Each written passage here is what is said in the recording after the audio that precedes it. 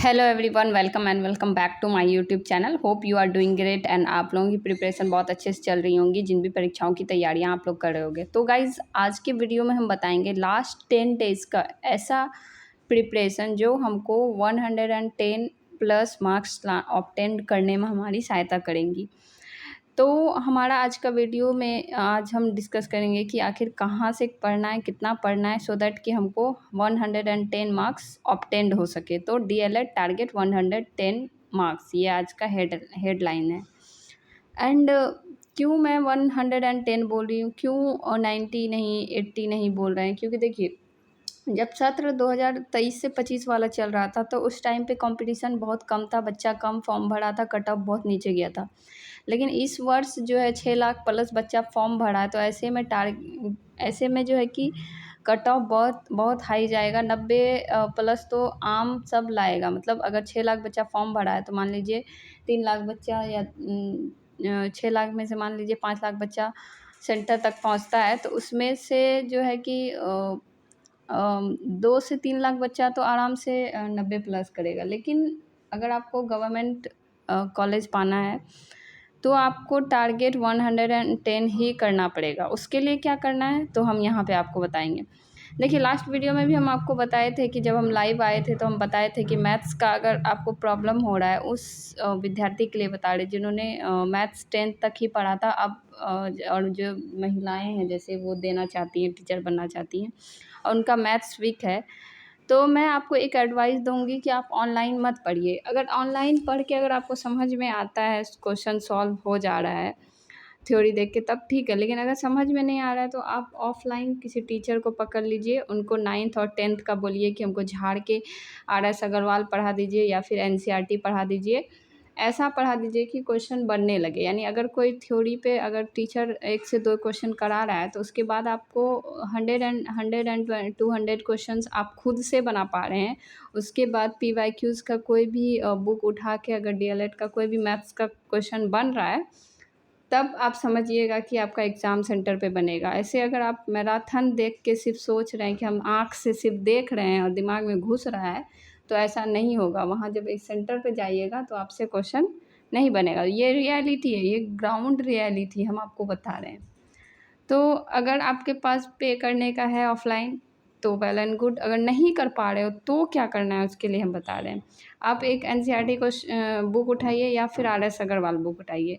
तो 9th के लिए जो है 9th-10th का ही सिलेबस है DLED में। तो क्या करना क्या है, शोभित निर्वाल सर हैं यूट्यूब पे, 9th का वो कंप्लीट प्लेलिस्ट बनाए हैं, उनको देखिए, उनसे पढ़िए आप, ठीक है। और 10th के लिए रोहित सर का प्लेलिस्ट है, उनको देखिए। ये दोनों टीचर आप देखिए और PYQs लगाइए खुद से ईमानदारी से। 100-100 200 क्वेश्चन लगाइए। अगर हो जाता है तो आपका मैथ्स में हो जाएगा। आप सभी को पता है कि मैथ्स जो है कि 25 नंबर का आएगा। ऐसे में 25 का आएगा तो कम से कम आपका 23 24 तो आना ही चाहिए। अब आपको 10-11 नंबर आएगा तो ऐसे भी आप कट ऑफ से पीछे चले जाइएगा, ठीक है। अभी भी आप समझ रखिए कि अगर ऑफलाइन लेते हैं तो आप सही दिशा में जाइएगा। ऑनलाइन पे रहिएगा तो फिर दिक्कत हो जाएगा। बहुत ऐसा विद्यार्थी है जिसको नहीं समझ में आता है, उसके लिए बोलते हैं। अब सेकेंड जो प्रॉब्लम देता है वो इंग्लिश में देता है। बहुत सारा बच्चा का इंग्लिश कमज़ोर होता है, जैसे कि मेरा भी कमज़ोर था। तो उसको कैसे स्ट्रॉन्ग करेंगे? 2 टीचर यहाँ पे, एक तरुण सर है, एक अमन दत्तावाल सर हैं। ये दोनों को जब आप यूट्यूब पे सर्च करोगे तो दोनों के ही प्लेलिस्ट को देखना है, एज़ वेल एज़ PYQs भी देखना है DLED का। नहीं तो क्या हो जाएगा, अंधेरा में तीर मारने वाला हाल हो जाएगा। हमको DLED का PYQs भी देखना है कि किस तरह का क्वेश्चन आता है, ठीक है। आपको दिख रहा होगा अमन सर और तरुण सर का प्लेलिस्ट हमको इंग्लिश में देखना है। और साथ ही साथ PYQs भी करना है। उसके बाद मॉक टेस्ट भी लगाना है हमको।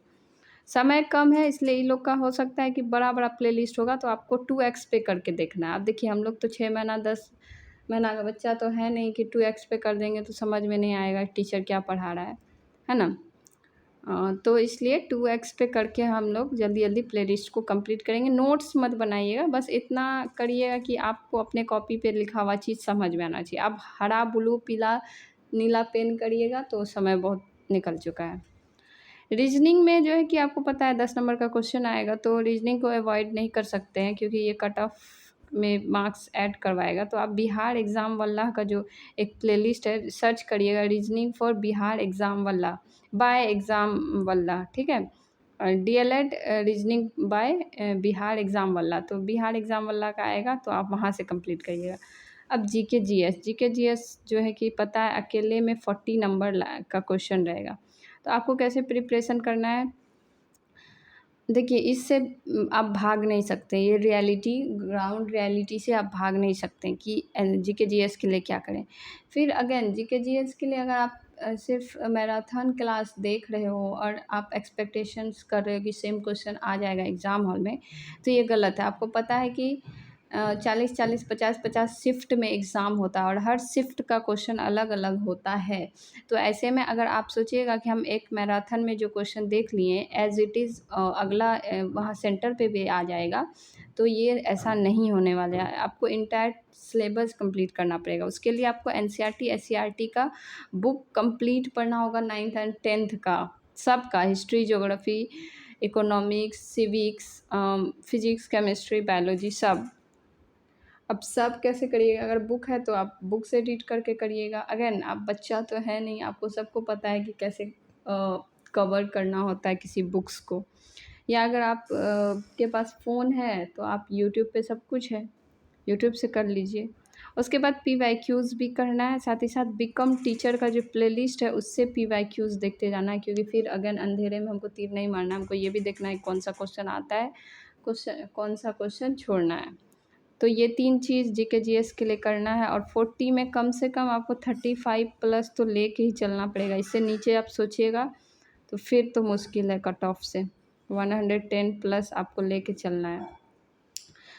नेक्स्ट उर्दू और हिंदी के लिए जो है एक ही क्लास जो हमको लगता है कि सही है वो गैपन एकेडमी है।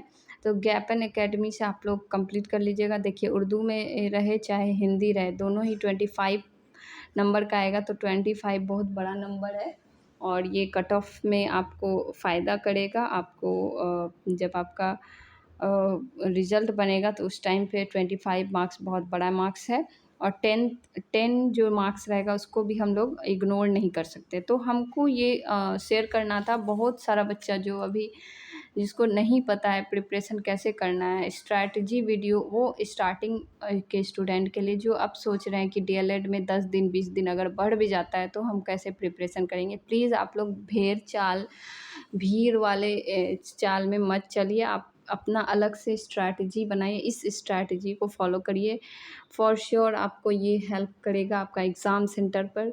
अगर आप मैथ्स में, फिर से हम बोल रहे हैं, अगर आप मैथ्स में सोच रहे हैं कि हम मैराथन क्लास देख के मेरा वहाँ प्रॉब्लम सॉल्व हो जाएगा, तो ऐसा नहीं है। आपको अपना कॉन्सेप्ट बिल्ड करना पड़ेगा, अपना दिमाग लगा के प्रॉब्लम को सॉल्व करना ही पड़ेगा। प्रॉब्लम सॉल्विंग अप्रोच आपके दिमाग में होना ही होगा, तभी वहाँ बनेगा, क्योंकि हर कंपटीशन बहुत टफ़ हो रहा है। किसी भी कंपटीशन को आप उठा कर देख लीजिए, अपने आप में वो टफ़ेस्ट है। एंड 93 मार्क्स जब आया था, आज से 2 साल पहले आया था 93 मार्क्स, ठीक है। लेकिन अब अगर अभी सोचिएगा तो कि 93 से मेरा काम चल जाएगा, तो ऐसा बिल्कुल भी नहीं है, ठीक है। बाकी हम ये पीडीएफ आपको शेयर कर देंगे। अगर कोई क्वेरीज़ है तो प्लीज़ हमको बताइए। कोई रिसोर्सेस, जैसे मेरे पास मैथ्स का फार्मूला का बुक है, अगर आप बोलिएगा तो हम उसका एक-एक पेज जो है कि पीडीएफ बनाकर आप लोगों तक दे देंगे। लेकिन आप बोलिएगा तभी हम करेंगे, अन्यथा क्या है, हमको जो लगेगा कि है तो हम हेल्प कर देंगे जिस बच्चा के लिए। अब जो बच्चा मौन व्रत रख लेगा उसके लिए फिर हम क्या कर सकते हैं। कमेंट बॉक्स खुला है, कमेंट करिए अगर कोई क्वेरी है तो। टिल देन टेक केयर, स्वस्थ रहिए, मेंटली स्वस्थ रहिए। Till then take care and bye bye.